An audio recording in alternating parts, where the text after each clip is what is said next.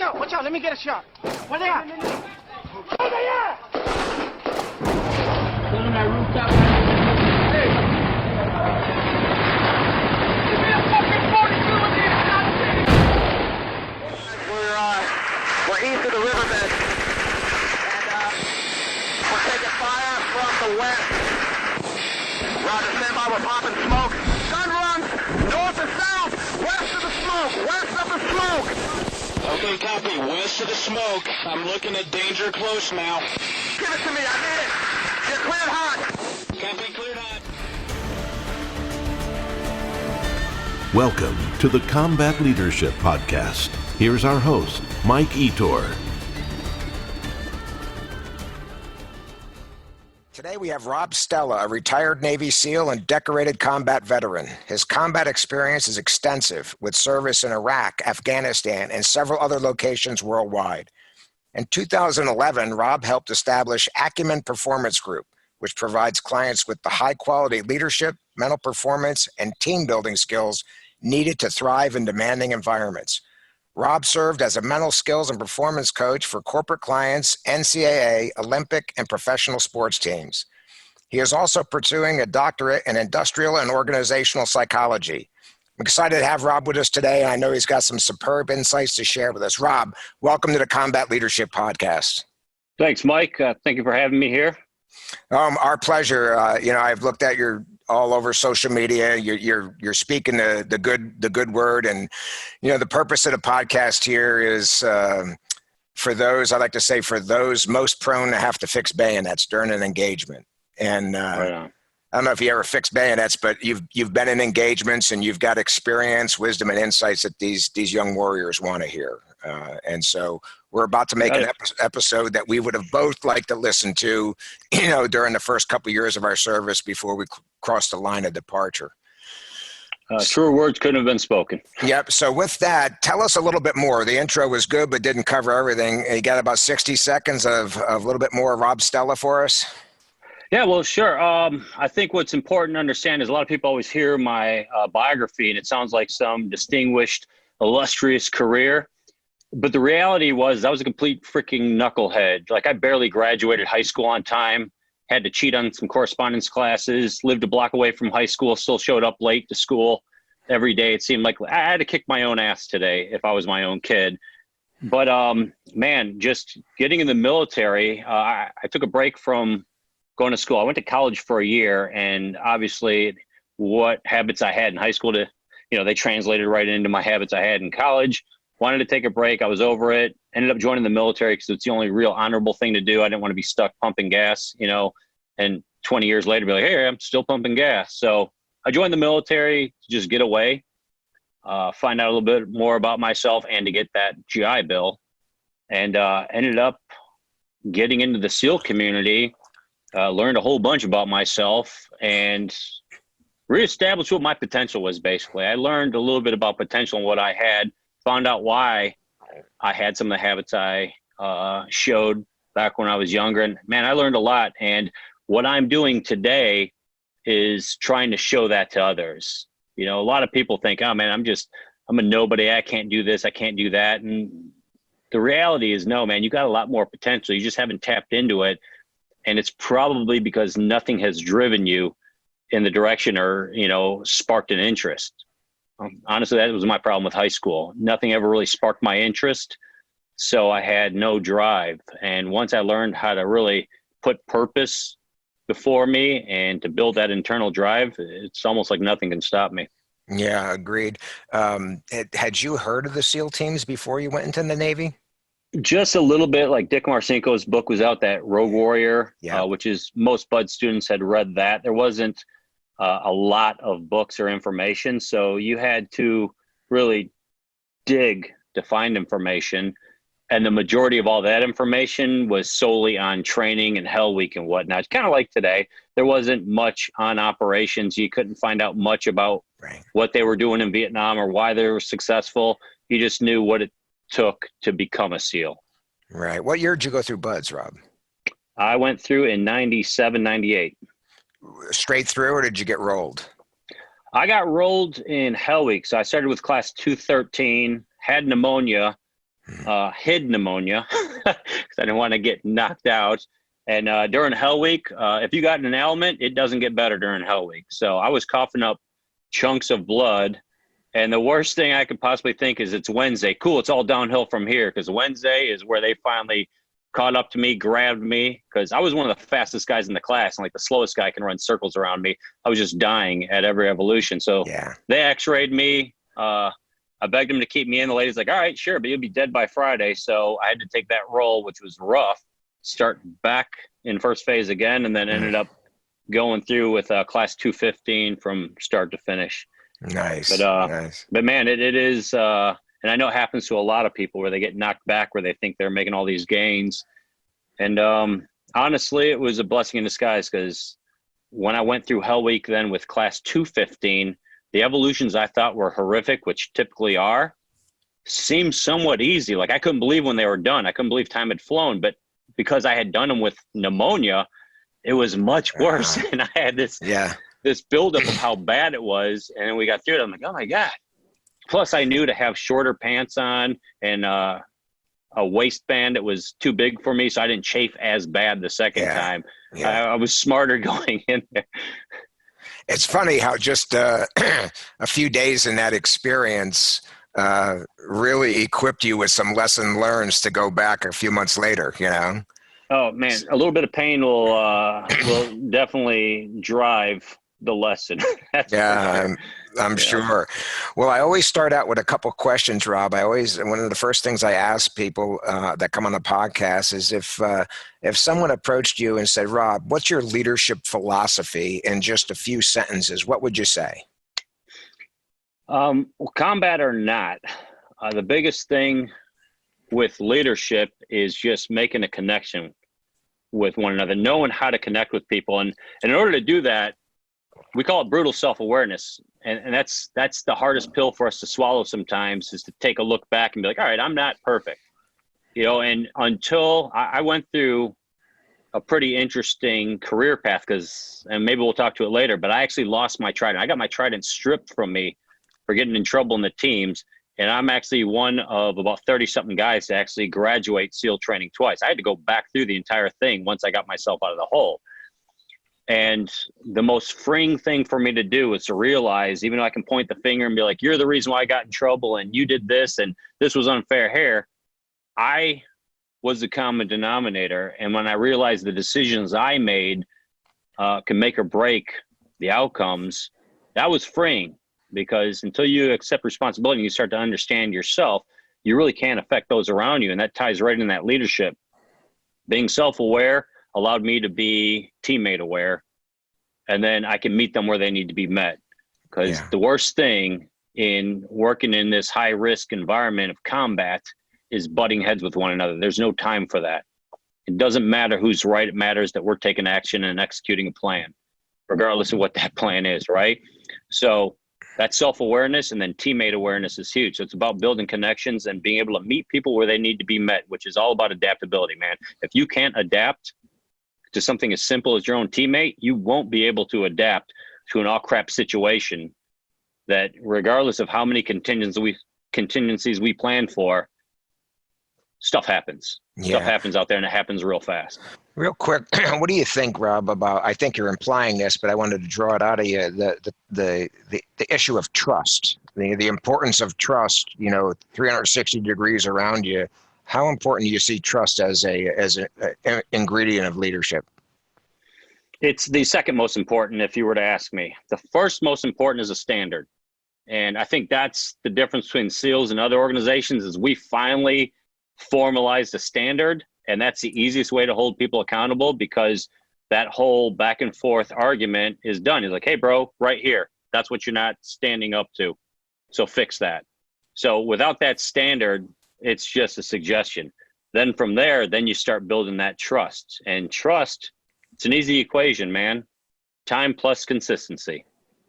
You have to be competent. You have to show up to the gym, work your ass off, and be competent in everything you do. When you're at the range, you're training hard. Your teammates see that. So that all that integrity and whatnot ties into that. One mistake with trust, it's not easy to build trust, but boy, it's simple as hell to tear it away. Yeah. And in my dissertation, actually, I'm working on this this PhD program. My entire dissertation is actually on trust. And what I found most fascinating is something I wish I knew earlier in my career. And it's just like everything else. We all have different learning styles. We all have different communication styles. Not everybody trusts the same way. And what trust propensity, what my dissertation is on, is about somebody's ability to trust. And it doesn't matter what kind of motivational speaker you are, when you're talking to three different people and you're trying to build trust, you're going to get three different reactions and three different progressions towards that trust. So don't assume anybody's like you. We're all completely different. But without that trust, we can't build the rest of the framework to an awesome team. You can't communicate with one another freely if you don't trust one another. Yeah. Conflict's a powerful tool, but you can't do that without trust. So trust is right there. Actually, I call standard isn't the foundation. The standard is the granite the foundation sits on, and trust is the foundation. Nice way to put it. Rob, we have a lot of young warriors listening to this podcast. Many of them aspire to not only go to combat someday and prove themselves, but to go in the role of a combat leader. Mm-hmm. You were a tadpole. You were a newbie, just like everybody else is at one point in time, and then you did in fact become not only a combat experienced SEAL, but a combat leader. Do you think the average guy out there listening right now that wants to be like you someday, do you think that he can, with mentoring and training and commitment, can he become at least an effective combat leader? Absolutely. Not everybody, and it's contrary to what a lot of people believe, is designed to be a leader. But leadership is more than just a title, and it's more than a flow chart like they try to teach us in all the different leadership courses I went through while in the military. But as a new guy, and we tell this to veterans we talk to, I used to help out with that CPO 365 program that the Navy started to mentor the next leaders. And between you and me, most of their curriculum was garbage. And I would never teach from the curriculum they had, because it was a bunch of chiefs on a soapbox talking about how awesome they were. And that's not going to teach anybody anything. You teach from your failures and your mistakes. But the reality is the first place we start with these young men and women that want to go to that level. And it's the same talk we give to rookies in the NFL when we talk to them, or anybody new in the industry, is it's all going to come to an end one day, and it's going to come to an end faster than you can imagine. All right. I showed up to the SEAL teams ready to go. And the next thing you know, I'm an old guy on my way out, and it happened just like that. So one of the things that I wish I had done earlier, and it would have saved me from getting in trouble and getting my trident pulled early in my career and caused that short little break, is trying to figure out what the hell do I want my career tombstone to read at the end? What's important to me? What do I actually want out of this? And until you really understand that, you won't be driven in the right direction. So taking a little bit of time to figure out. And we talk to rookies in the NFL, it's never about how many endorsements they get and how much money they get. It's always about, hey, man, I want to be the best team player I can be. I want people to be able to count on me. And it's all real things that'll help the team. If the team doesn't benefit, then it's wrong. If just you're benefiting and the team isn't benefiting, it's the wrong decision. But if you're benefiting and the team is benefiting, you probably got the right decision. So figure out what those are and go and find yourself an old guy and start to learn, and find a good leader and see what they're doing and let them mentor you. Find a mentor. And that's the best thing you could do. I always have three different types of mentors. I have one that's a historical one that it's either have read books about, learn about. I have one that's famous right now that I might not have direct contact with, but is putting out some new and current things. And then I have one that I actually have a personal relationship with. I have many of them in each of those categories, but you got to utilize these mentors, and that's the best way to grow. And then if you really want to explode with your growth, mentor somebody else, whether you think you understand it or not. And that's one of the brilliant things I think the SEAL community does is after 2 platoons, guys have to go to a training command and teach. And it's not because they're by any, stretch of the imagination an expert, but while they start to teach, their knowledge base grows, and then they start to grow in their skills as well. Because as a teacher, man, you get questions thrown in your direction that really makes you start to analyze and try to figure this out to give the right information back. So it's an amazing tool to help mentor yourself to a level. So grasp that when you're young. Yeah, sounds like, and don't let me put words in your mouth. A couple of key points I got from what you just said. All good stuff, Rob. For the folks out there, wondering if they're going to become a good combat leader, I think you're telling them be a good teammate first. Work real hard to be a good follower. Be a good follower, a good teammate, and then do everything you can to find and listen to mentors. Unfortunately, in the military, I think the military actually does mentorship quite well. Maybe not formally, but there's no shortage of experienced guys out there. If the young guy is simply willing to reach out and be approachable and show that he's worthy of the attention, he'll probably be okay, probably receive some good advice. Was that your experience? Absolutely. But there's 3 elements to performing at the highest level, especially if you're going to be a good leader. And the military has us set up for success because we have the best facilities and equipment known to man. We buy the nicest stuff, and we have some of the most experienced people in the world, especially today. Like in BUDS, those students are so much better off than I was because none of my instructors, a few in Somalia, but most of my instructors didn't have combat experience. Now every single instructor that's training these guys have combat experience. So you got the best staff possible. You got quality training, you got some of the best facilities. The only thing that's out there left is the work you put into it. It's the hard work you put into it. That's the only thing you can control. So putting in that hard work, staying the extra time you need to stay, making sure you're following things exactly the way they told you to do it, so you're not behind the power curve, and building those habits now so that they're there for you and you don't have to think about it when the shit hits the fan, right? Yeah, absolutely. I want to ask you, Rob, you've got more than enough experience to answer this question, and it's important for the young guys to hear your thoughts on this. I ask it of everybody. Before you deploy, you look to your left and right and above and below, and you see the guys that they just look like a stud. They look like, man, this guy's going to kick ass. He's just going to be a steely-eyed killer.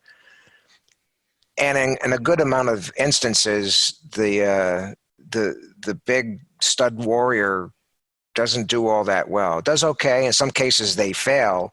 But then you get the guy that everybody, kind of looked askance at and said, man, how did this guy get through the program? And that guy, some of them turn into lions in combat. You can't predict who's going to rise or fall in some cases on appearance is what I'm getting at. Yeah. Any thoughts on advising young folks to be wary of idol worship on what a guy's done in the past and what he simply looks like and sounds like prior to going? Yeah, absolutely. Most of my friends that are either retired or former SEALs will tell you, the guys they were in SEAL training with, when they told their buddies, yeah, man, I'm going to be a SEAL, they'd be like, yeah, that makes sense. But if you tell somebody you're going to do some SEAL training, they'd be like, dude, aren't you sure you don't want to be a dentist or something, man? Like most of us weren't the ones that people look at us and go, yeah, that guy's built to be a SEAL. Because people picture this 6-foot-something gorilla of a man that is just a beast.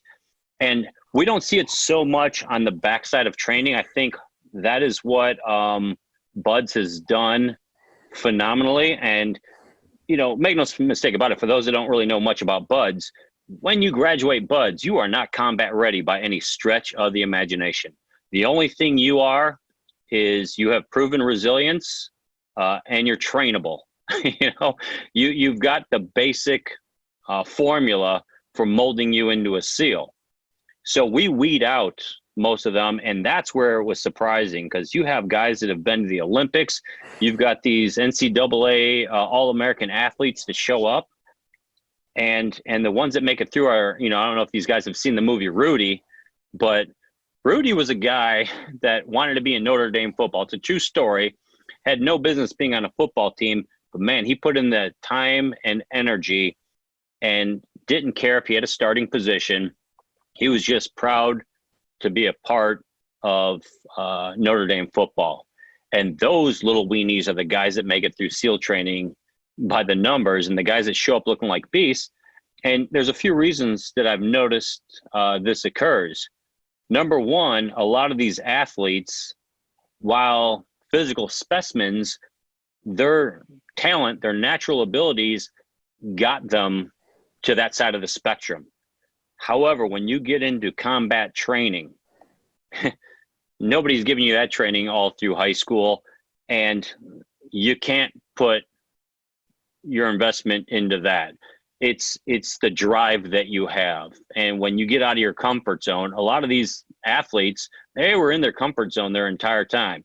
If you run a sub 4.540 and we're a receiver in an NCAA team, that's great. When you did running drills, it would have killed me in your practices. But for you, that was an easy day. But you show up to Buds and now you got to swim and you're going to be wet and sandy the entire time. You got to do this obstacle course. Then you got to do it backwards because apparently somebody cheated, so they say, or you have to redo the 2-mile ocean swim without, a wetsuit because somebody didn't check in. The little games they play.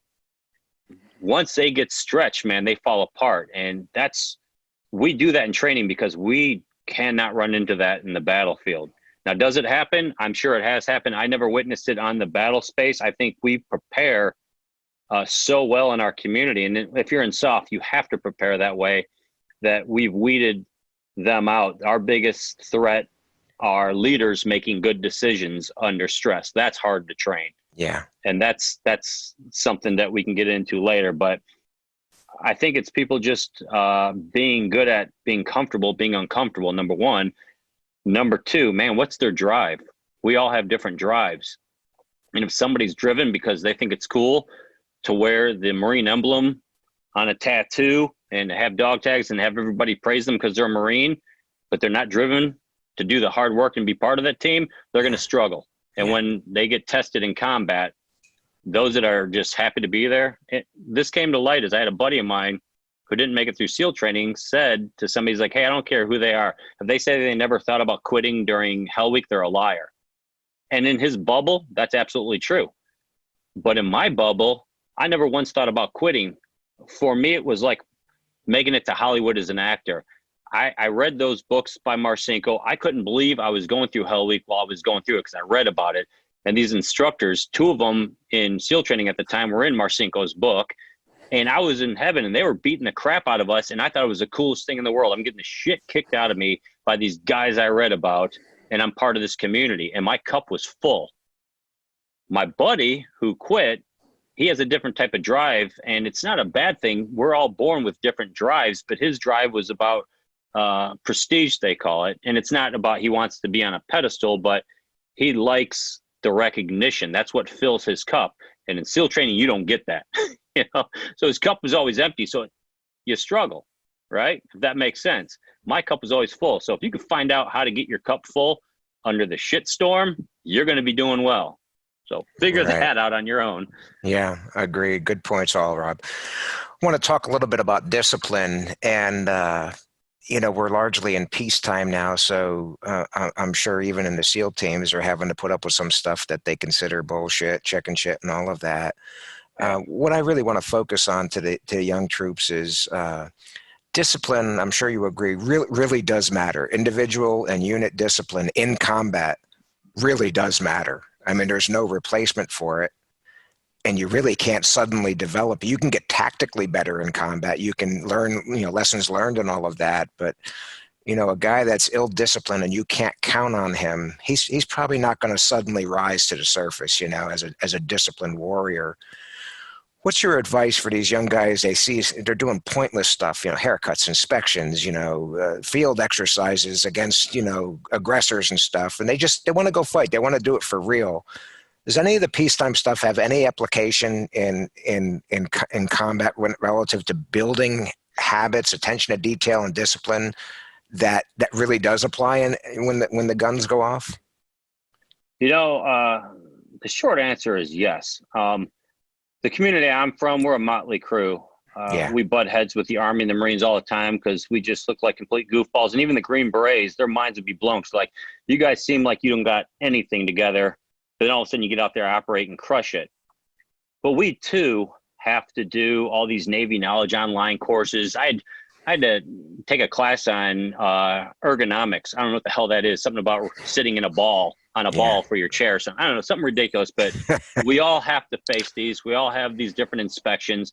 Nobody likes to be in garrison in the SEAL teams. We want to hide from the chain of command. But what you have to, and I learned this as I went up the chain of command, because all those master chiefs in charge of us were complete boneheads just a few years prior, and all of a sudden they're drinking the Kool-Aid. But what I found out is these guys that seem like they're just drinking the Kool-Aid, what they're trying to do is keep us employed. And this happened in Afghanistan in 2009. We went in and we were cleaning up the Helmand province before they sent the, I think they were sending like 40,000 troops there. Obama just got elected and he was sending 40,000 Marines out to Afghanistan. And our job was the surgical strike force going out and cleaning up some of those areas. So it wasn't just, a complete bloodbath out there. It's been mayhem. And I mean, it was a blast for us. But the Army was in charge of the battle space. And we had a master sergeant giving my guys crap about their beards. And of course, my guys are going to come to me raising hell because the damn Army's telling us that we're not within standards, but we clearly are because the Navy's grooming standards, relaxed grooming standards are set. So it's like, all right, here's the deal, fellas. I can go talk to that master sergeant and I'm going to win this battle. I'm 100% I'm going to win this battle because we are. I could show them the documents and you're good to go. However, they own the decision whether we're going down range or not. So you tell me what's important to you. Do you want to have the baddest looking freaking beards on the fob right here so you can look cool at the mess hall and in the weight room where you're going to be all the time because you're not operating, you're just playing your video games? Or do you want to actually get down range and bring it to the enemy like we've been training to do for the past few years? So if it means trimming up your beard a little bit so we can go down range and do our job, then shut the hell up and trim your beard a little bit because that's what the main goal is. It goes back to that tombstone. Button heads with the decision makers is not going to get you more jobs. So I think the young guys have to realize everybody from the biggest pencil pushing nerd they know up their chain of command, if that guy's telling you something, most likely it's backed by, hey, we're not going to give you guys a job if you can't do something as simple as this. Yeah. And it goes back to what we learned in boot camp, man. Do you think anybody gives a shit if you actually tie your shoe left over right or your T-shirts are folded skinny, fat, skinny? No. But if you can't do that, how am I going to send you in a hot room with a loaded weapon and dudes on your left and right when you can't even tie your shoe right? So break it down to the most basic principles, and that's what that discipline's about. It's not about you having the sharpest racks and the nicest looking garrison uniform. Right. It's about, are you ready? Can you freaking handle this? If you can't handle this, how are you going to handle that? Right. Right. What do you look for on the same topic, Rob? You're in theater now, you're in combat, you're a leader. What's your definition? If there's a checklist, and I know there's not, but if you can rattle something off the top of your head, what's a disciplined SEAL operator? What's the traits and characteristics that guy demonstrates? First and foremost, man, it's just being able to control that emotion. Because whether it's in just, an argument with one another, an argument with the master sergeant, wherever it is, all emotion is a need. Either the need is being met or it is not being met, and you have an emotional reaction to that. And for the guys that do really well downrange and whatnot, and it's something we try to screen for, which is why if somebody does well in training, we tell them that they failed and you got to redo that swim or whatnot, because we want to see how they respond under that. We want to see how well people can keep control of what they can control and how they can brush aside what they can't control. So with what you're asking, as an operator and as a leader, we got to be able to focus on what we can control. And the only thing we can control is our competence, which is what builds trust. We're going to work out, get as strong as possible. We're going to cross the T's and dot the I's on whatever the hell the chain of command's bothering us with today. We're going to make sure we're tactically ready and sound. And when the call comes, sometimes we're up, sometimes we're down, but we're always ready to go. We're ready to roll at the moment's notice. And we can't control where we're going or who we're fighting, but the one thing we can kind of control is how well we do when the shit hits the fan and who we're bringing home with us. And the first mission is to bring everybody home alive. That's the one thing we can somewhat control to an extent, but I can't control what Washington sets up for us. So don't even focus on those things. Yeah, understood. I want to get into the topics of fear and uncertainty. I call it the eternal question. I think the Roman warriors, centurions, the Spartans had this pre-combat. I know you asked yourself, Rob, I know I did, everybody does, when my time comes and I first hear rounds go off, am I going to do okay? I'm not necessarily afraid of dying, but I'm mortally afraid of freezing up and letting down my buddies. What do you say to the young trooper that comes to you and says, this is the question I'm asking myself, Rob? What did you say to yourself? This goes back to the basics. Trust your training, which means you train like you fight. Trust your teammate by building those connections we talked to earlier, and trust yourself, which is about that self-care and that brutal self-awareness. I mean, you got to put a lot of trust in this. And that came the very first gunfight I ever got into. When the rounds started coming towards us, I was actually taken back. Like, as a joke, I almost felt bad for the enemy because we're about to fuck them up. I'm like, are you serious? This is it? Because we train to a level that we don't train till we get it right. We try to train till we can't get it wrong. You can't set contingencies for everything that goes on, but it's a matter of just training so hard and so realistic that it's called stress inoculation. And we try to do that in our training. And we try to make it so difficult on ourselves. I mean, during the training process, we feel like we're going to get our ass kicked when we get downrange because we can't do anything right, it seems like, with our training cadre. Yeah. And then it makes sense when you get downrange because it doesn't matter how much you train, you'll always going on deployment feel like, man, I wish we did a little bit more of this. I wish we spent a little less time doing these stupid Navy Knowledge Online courses and got down to the range shooting some targets instead, right? But the reality is if you trained hard and you trained well with your teammates, man, when those rounds start coming in, your body will do what you trained it to do. Yeah. And that's the honest to God truth. You don't even notice things you did until guys are talking about it afterward, and you realize some of the things you ended up doing that you were unaware you were doing it because your performance follows your focus. So we stress training regardless of whether we're talking to vets or athletes or corporate personnel. Man, just train how you want to fight. And then when the stress happens and you're actually in the fight, even Michael Jordan, as awesome of a basketball player as he was, the beginning of the game, his performance would drop a little bit. But that man had such a grasp of himself and his mental capacity that his performance dropped less than everyone else's. And he was able to answer that call under the greatest of stresses. That's what you want to train to. Yeah. Makes sense. I want to get, it perfect sense. I want to talk about something I know that's near and dear to the SEAL teams, and that's mental toughness, warrior spirit. Mm-hmm. I'm sure you agree that, the mental toughness, the refuse to lose attitude, that plays a big role in special ops and conventional forces. The battle is lost once the commanders decide it is lost. A lot of times it's those petty officers and NCOs that say, no, we got this. It's bad, but it's not that bad. We're going to get through. What has been your experience with mental toughness? What do you tell the young guys? And are there things that they can do to develop it prior to combat?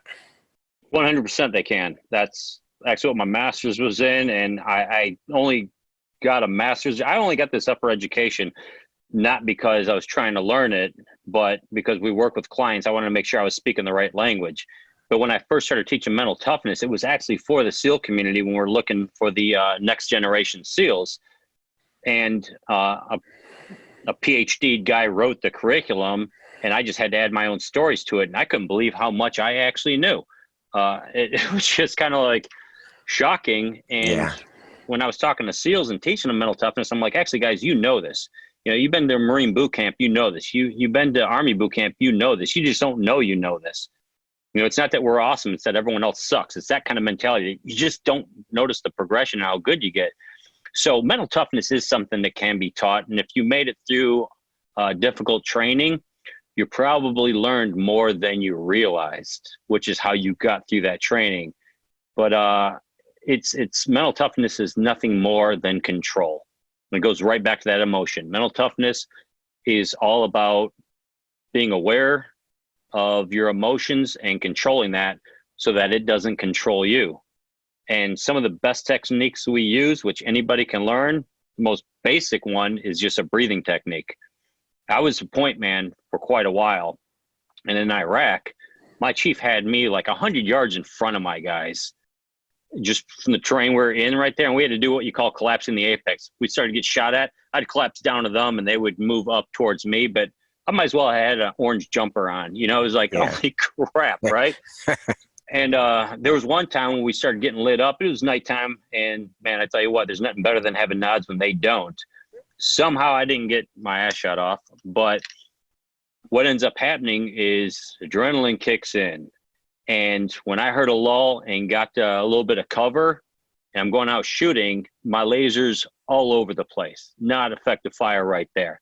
And just bringing that back, taking a few breaths, and then coming back out, you actually can visually see that laser has come to a calm, you know, it's something that's going to actually impact the enemy now, and I can work with. And what that does is just taking those deep breaths in and out. They call it the rule of fours, but honestly, in combat, you don't have 4 minutes to do this. So you take a few deep breaths in and out. That reverses that stress reaction and brings your heart rate down to where it's functional again. So that's what that's about. And we do a lot of mental rehearsals as well. We do this whole, it's plan, prepare, and execute. I mean, if you don't prepare right, your execution is going to be crap. If you don't plan right, your execution is going to be crap. You have to plan and prepare properly for execution to go well. And part of that preparation is mental rehearsals. So, you know, the first time you're there, your body's been there before. And talking about earlier how when you're getting shot at and you're doing stuff you didn't even realize you were doing, your body just took over and did it. That's what that mental rehearsal does. You know, using those, we call it sensorization now instead of visualization, because sensorization is about all your senses. When we train, we try to bring in scent generators even so that it smells like Afghanistan, it looks like Afghanistan. The role players, animals, everything is as real as possible. So the first time we go down range with our new guys, they've been here. They're back at Pendleton at that little facility, you know, right off Pacific Ocean. So these are tools that are huge when it comes to mental toughness. And then, of course, goal setting is one of the main ones. It's an overused term, but regardless of how many people use it and how overused it is, it's overused because it works. You know, outcome goals are nice, but have those process goals. And when I teach this, I usually use the front sight focus as my analogy. So when you show people a target, you know, I have a little visual I have of a target that's lined up perfectly on the 10 spot. And like, hey, does this look like, if you're a shooter, this would be an accurate shot? And everyone's like, yeah. And then I show them a picture where the target's actually blurry as hell. And I'm like, who thinks this is the way it's supposed to be done? And they don't realize that, you know, looking at that, you'll see that the sights actually go from blurry to clear on that picture. And the reality is you have to focus on the sights, the front and the rear sight. And those should be in focus to where if there's a letter written on them, you could read it. And the actual target should be a blur in the background. Don't focus on the target. You focus on the process, which is front sight focus. That's the number one thing people screw up when they don't have tight shot groups. And everything else. All the different points of performance that go into shooting are what allow you to hit that target at the end. So don't focus on the target, focus on the process to hit that target. Score takes care of itself. Yeah. I want to segue into a related topic. I think it's related to mental toughness. We'll see what you say, Rob. Physical conditioning. And my definition of physical conditioning is all of the activities that you do back in peacetime and garrison prior to the combat zone that enable you to physically endure the deployment and be an effective warrior. Now, you may not be PTing anymore, but now it's 120 degrees and you've already lost 25 pounds and you got 4 more months to go.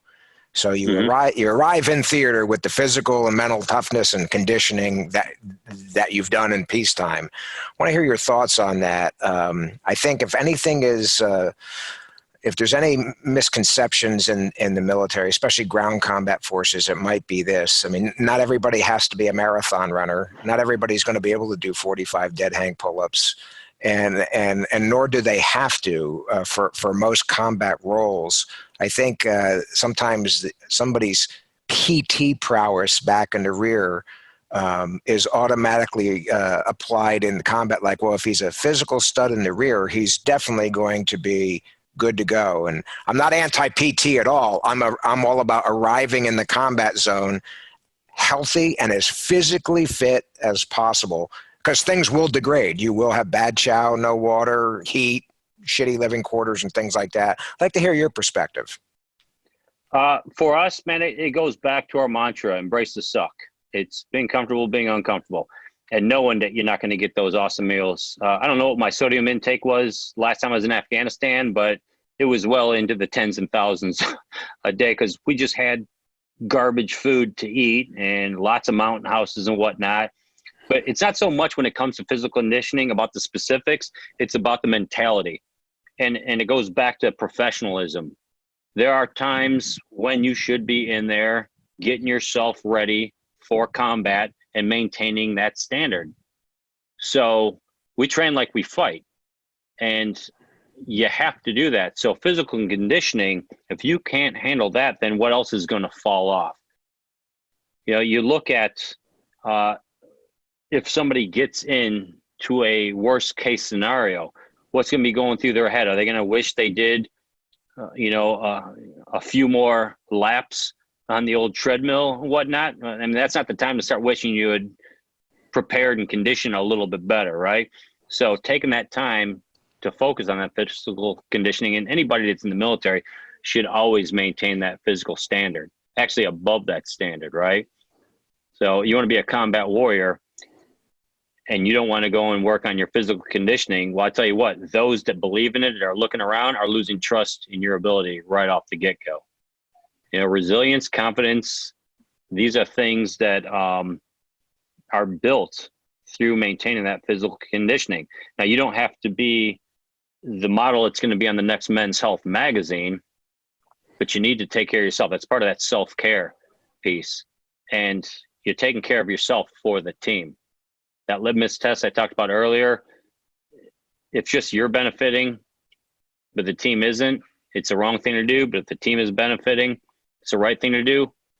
Well, then ask yourself, if you're taking care of yourself physically and you're eating as well as you can, and you're learning to drink water when it tastes like shit because that's all you've been drinking forever, but you're keeping yourself hydrated so you're not a heat stroke victim for 2 other dudes to manage you, you got to take a look at those situations right there, because there's nothing worse than somebody neglecting their responsibilities and then they're a problem on a few others. Yeah, I want to jump on that. I don't think this is you would know, but I don't think this is a big problem in the SOF community. Most folks are highly conditioned, but I have talked to conventional soldiers, Marines, Army, and they had that very situation where they had, the guys that were always straggling in the rear, they just did the minimum. And the next thing you know, you're in sweltering heat, 70 pounds on you, and it's day number 5, and certain guys just start falling back. They can't physically keep up. They're just patrolling. They can't keep up. And then they go tits up with heat exhaustion or worse, heat stroke. And now the whole patrol is compromised because if they don't get that guy medevac, he's going to die of a heat injury. And they all said every now and then you get a physical specimen that did it. He just didn't hydrate enough. But more often than not, Right. the ones that were the liabilities to the units arrived in theater in less than excellent condition. Any thoughts? Yeah, my thoughts are how did that unit let that go on so long? So even as a leader, I was a third phase chief for SEAL training, and we had some guys do some pretty stupid safety violations, and we had to bring them in and board them and send them home after being so close to graduation. And as screwed up as these guys were, every time we brought them in for a board, before we brought that young man into that table, we'd have to look at ourselves and be like, all right, how do we get here? How do we let this get here? And it comes right back to that unit and those leaders in that unit. How did you let this go on that long that this became a problem for the entire organization? Yeah, that guy was a problem, but everyone involved was an enabler if you let it go on, right? So that's where that standard comes back. Yeah. You know, how you do anything is how you do everything. And if you're letting dudes get away with that mentality, then you're telling others, it's fine if you want to be a lazy turd and not worry about it. You can just be a heat casualty for us out there when we might be getting shot at and we got to carry you off the side of a mountain. So it really comes back to, obviously it's the accountability of the individual, but man, it's a responsibility of leadership and his teammates to make sure we don't allow that behavior. Yeah, wise counsel. And I think with that, when you're really talking to the NCOs and junior officers, these guys observe the unit and they observe the stragglers. They observe the guys that aren't putting out. And, for various political reasons, expedient reasons, Rob, sometimes it's easier to look the other way, or sometimes they're not supported from above. But, a liability in peacetime rarely turns into an asset in combat. That's what I'm reading from you. So I do agree on this one.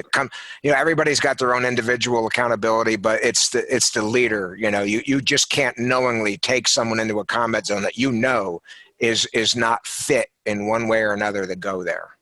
Yeah, and honestly, the solution to this is on another podcast because that's more senior leadership. Yeah. However, at this level here, for the combat vets listening into this right now, if you see something and no one else does, you're in charge. You need to say something. And we see that in training all the time where we got new guys going through a mount town, and I'm standing over there and a new guy will look over, see you there, and he'll act like he doesn't see you so he doesn't have to respond to it because that's difficult. I'm going to wait for somebody more experienced to notice that guy so he can react to him. And you can't have that mentality. You see something, you got to say something. Leadership has their finger on so many higher level pulses that they won't notice that every time.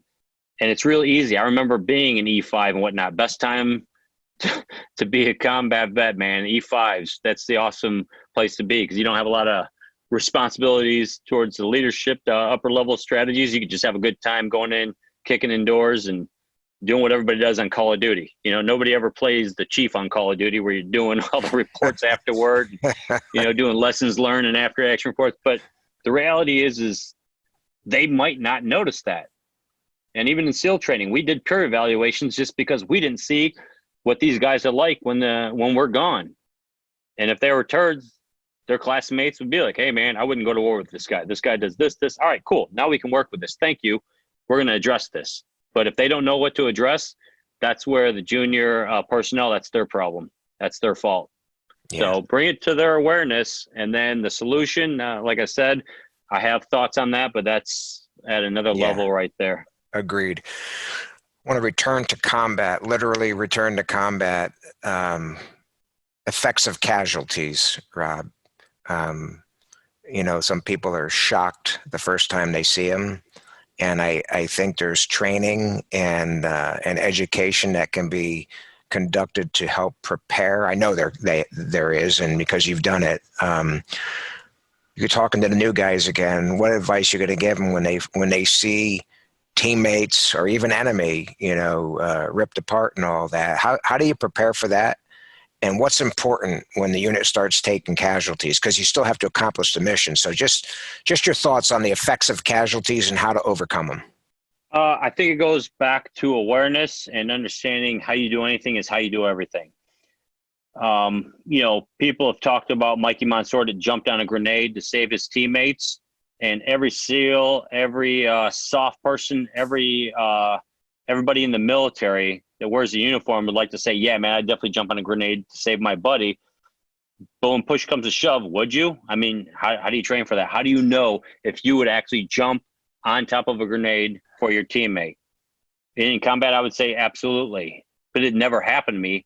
So I honestly can't say I would have done it because I don't know. It never occurred to me. Yeah. And that's the worst thing, is you never know how you're going to respond until it happens. And you can think about it, and you can, just like Mike Tyson talking about everyone, what was that thing about everybody with the fight until you get punched in the mouth? Everyone's got a plan until they get punched in the mouth. That's the thing, man. Once you get punched in the mouth, you're going to fall back on how you prepared yourself. So being aware that, dude, this could happen, and then just training for if that does occur so it doesn't cripple you. But the most important thing is I've seen some pretty bad stuff. I've never had anybody die in my arms. And all the guys in Afghanistan, we had on our very first stop, my OIC was a good buddy of mine, lost his legs. He survived because everyone just jumped in and started doing what they were supposed to be doing, including him. He was still conscious, got on his radio, started talking guys into him. EOD and medics made it over to him, got him down. Luckily, there was a helo coming in to drop off the next set of dudes coming in to fight, and use that as the medevac to get him out of there. And that's what saved his life, is we had a helo already inbound because he was in the first stick in. But you fall back to your training. The most important and most critical thing is afterward, when everything is calm, you got some stuff that you packed up, most likely. It's unpacking that baggage. If you don't learn to unpack that baggage, it starts to fester and build up, and that's where the PTSD comes from.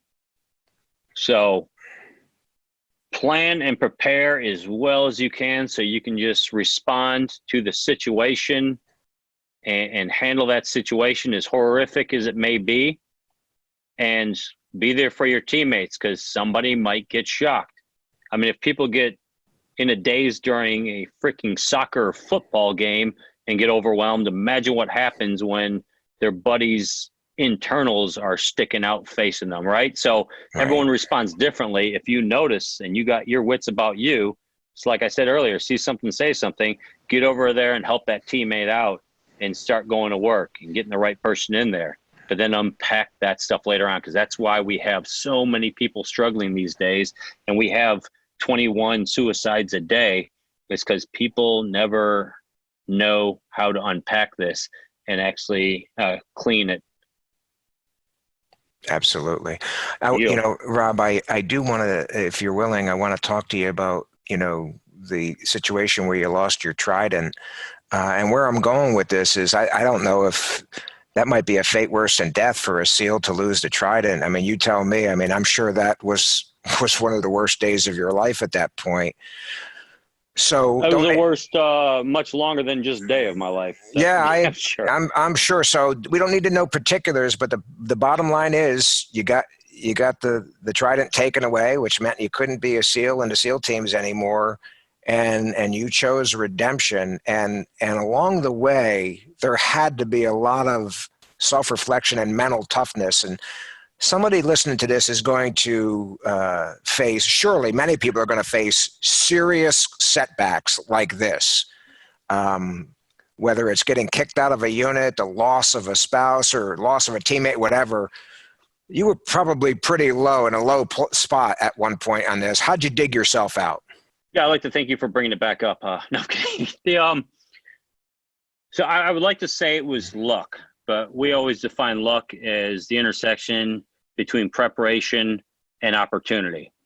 And my preparation came from me being an idiot when I was younger and not meeting my potential and working myself out of that hole. So it wasn't familiar territory in the sense that I've been in something this bad before, and it was devastating to say the least. It took a lot more than just a day or two to get over this. My support system is what saved my life.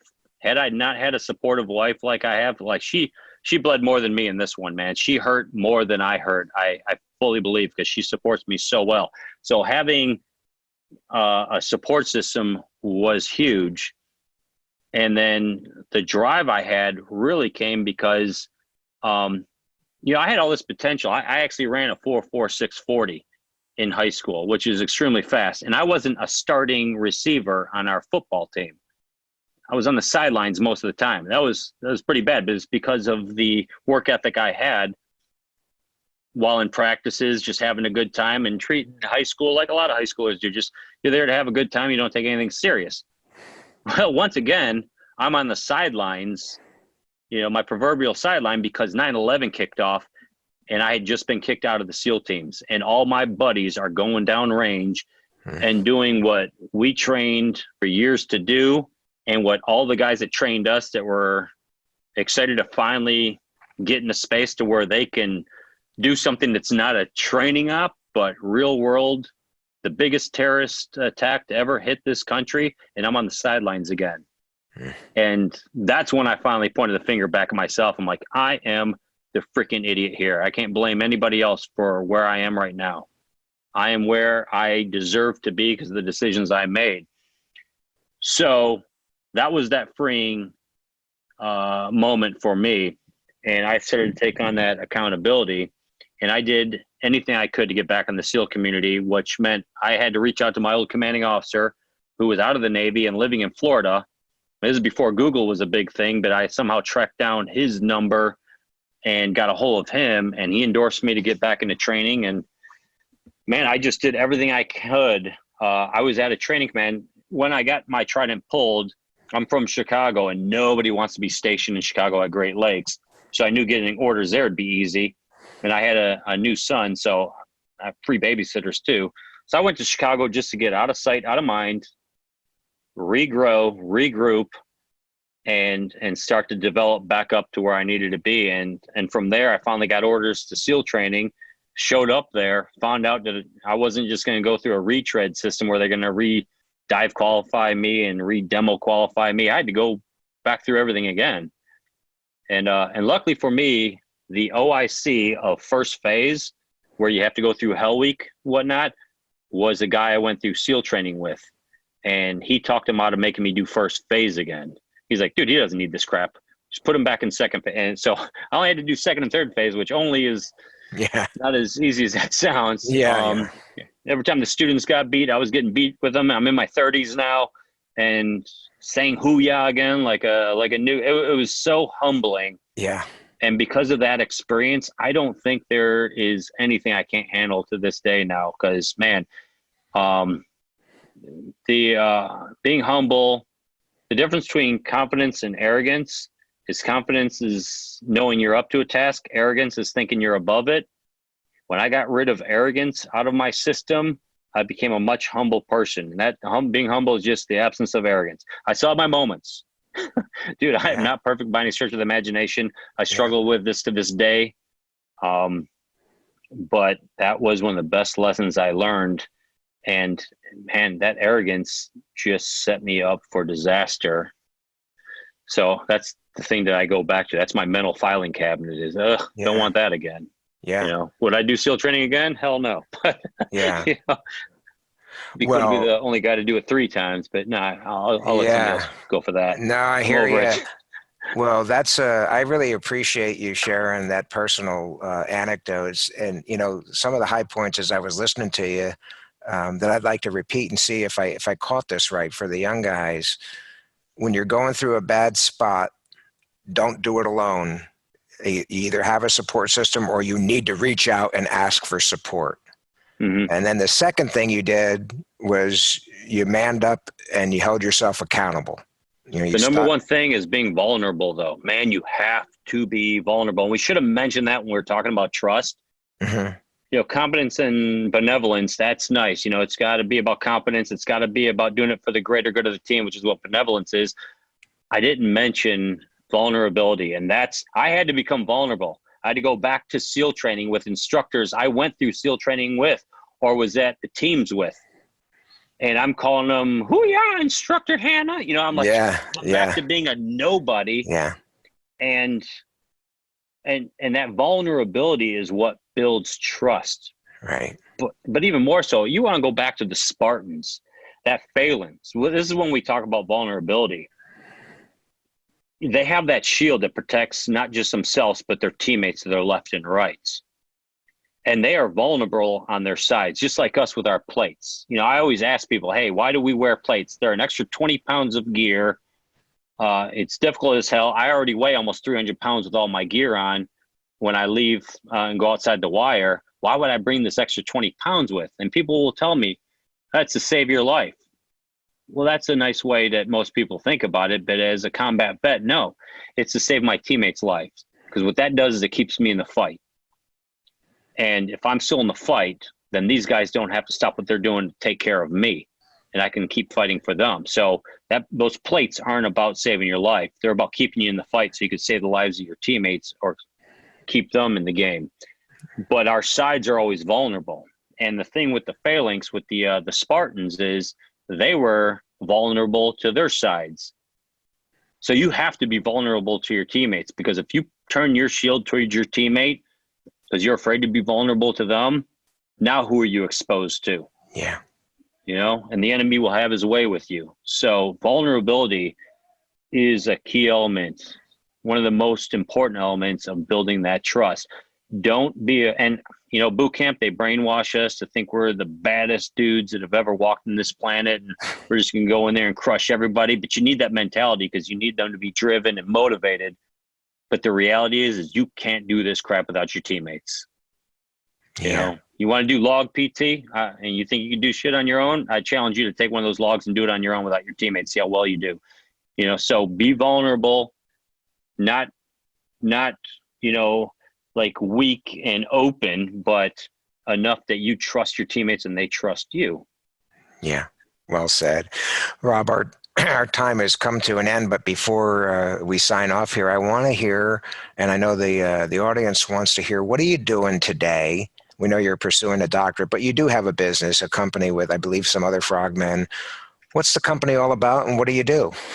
All right, well, it's called Acumen Performance Group. We go by APG for short. And yeah, we all have higher education. And between you, me, and the listeners, honestly, instead of going to college, I wish I told my kids to go to a trade school, because we're getting the degree because it validates us. But what I've learned through my degree is, academia has so many flow charts that just don't work in real life. And what we have done with our degrees is chewed the meat and spit out the fat for the end user. So I think what we do well is we have instant credibility because, even athletes who don't give a lot of respect to others because they're not in the same kind of positions they're in at this, at these high levels of games with millions watching, well, they put us on a different pedestal because we do it in a life and death, right? So we get our foot in a lot of doors, but we have to make sure we're giving them stuff that makes sense. So we've taken what we learned from our upper education, tied it into what's actually worked downrange, and thrown it into some bumper stickers so people can understand what we're talking about. We've simplified the lessons, and our business came about because we didn't realize how much we knew and just how ignorant so many groups were out there that can use this information. Not that they're ignorant, it's just they didn't get these lessons. We learned everything through experience first, and then we got our education. And I'm sorry, but leadership is one of those things it's forged in fire, right? So we never tell anybody how to do something. We talk about the mistakes we made, and we try to help guide them to make it work for their environment. So we talk about leadership, mental performance, team building skills, and they're all the ones that you need to thrive in demanding environments. And just recently, we just wrote a leading in crisis curriculum that we're making a video out of because we're not meeting with anybody these days with what's going on with this coronavirus, but to offer our clients, because that's really what combat's all about, man. It's like the ultimate of crisis. We're constantly dealing with unknowns in situations most people don't want to go, and thriving. So it's teaching people what tools and processes we use and how to prioritize under that stress, how to build accountability across the organization, how to build that connection, and how to collaborate with your teammates. Because our new guys are some of our best resources sometimes. Like, hey, man, come over here, shoot some holes in this plan. What do you see? Because we've been in it so long, maybe they have a new perspective that we haven't seen. So we try to bring a new perspective to our clients, and we're loving it, man. And we get to work with both active and former team guys and different operators. We bring some Marines out with us sometimes because people are just fascinated by our stories. We have the curriculum, but we have the stories to back it up, and people love the stories. So we've been loving it. You have corporate clients, and you have worked with some championship sports teams too, right? We have. We've had 2 NFL teams get to the Super Bowl. Our very first client was actually a professional baseball team. So you want to talk about getting lucky right out the gates. And then all of a sudden, we thought just everybody was going to be coming, and it was like crickets for a while. So we had to go back and start figuring out a little bit more about professionalizing our business and work in the salesman side, which, in all reality, as I started to work on it, I realized, oh, wow, I was a salesman my entire time in the military, because we're all salesmen. We're always trying to get something from somebody. Yeah. So, it's been interesting. I think we joke that we're successful in spite of ourselves, because we made every mistake you could possibly make, that we're in our 9th year. And we've been crushing it with our clients, having a great time. We've had a lot of really good athletic teams that we work with. We're working with the 49ers for the 3rd year in a row. We've been working with the Falcons for a few years. Worked with the Miami Heat, which unfortunately that season got cut short, and they were doing really well this year. But it's fun to see what we learn translate into other domains. Others use it. And if we can help out our combat vets going down range and keeping that their swords sharp, man, we're all about it. Yeah. How about website?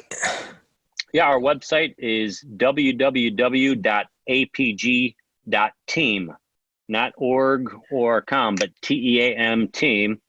We have a podcast that goes out. I typically launch it every Thursday, and it's been tailored towards the coronavirus quarantine time, where we give people a different perspective and show the opportunities that are actually hidden out there, little gems. And then we also have a Tuesday tip of the week that goes out, to where it's just another little form that we send out, where we give a little perspective or maybe a little tip to help somebody out with something they're struggling with. And those started with our clients, where when we work with an NFL team, every week we give them a tip of the week, and they really love that. So we started doing with our corporate clients, and now we just post one on our website. So people go on the website, on each page at the bottom, you can actually subscribe for that tip of the week, and then take a listen to our podcast. We've already launched, I think, 11 episodes. It's the Embrace the Suck podcast. There is another one out there I noticed. We copyrighted Embrace the Suck, so we do own it, but there's a dude that has one that's got a green flag on it. That's not ours. Make sure you're looking at the Acumen Performance Group Embrace the Suck There you go. podcast. We're on Spreaker, SoundCloud, iTunes, or the Apple Podcasts. And all those links are on our website as well. Well, thank you, Rob. I'm sure there's going to be plenty of people visiting the website. And I'd like to thank you again. It's been a great episode. Really thank you for reaching deep and sharing some insights and lessons. I think it's going to resonate with the young guys. All I can ask is that you consider coming back again someday. Absolutely. I appreciate you having me, giving me a chance to talk to some of these individuals that are listening in, hoping it's going to do some good for them. And like all people probably on your podcast, I hope they learn something from us to fix what we did wrong, man, because we've made every mistake you can make. And if they can just learn from us, get out there and crush it, and it can save lives downrange, and by all means, we're happy to help. And I'm hoping that we've said some stuff that can help guide somebody out there. Well, you sure have. Thanks again, Rob. And we are rounds complete for this podcast. We hope you've enjoyed this podcast. Please subscribe, rate, review, and recommend to your friends. Please visit our website at combatleadership.com. Until next time, remember the words of the ancient philosopher Plato. Only the dead have seen the end of war.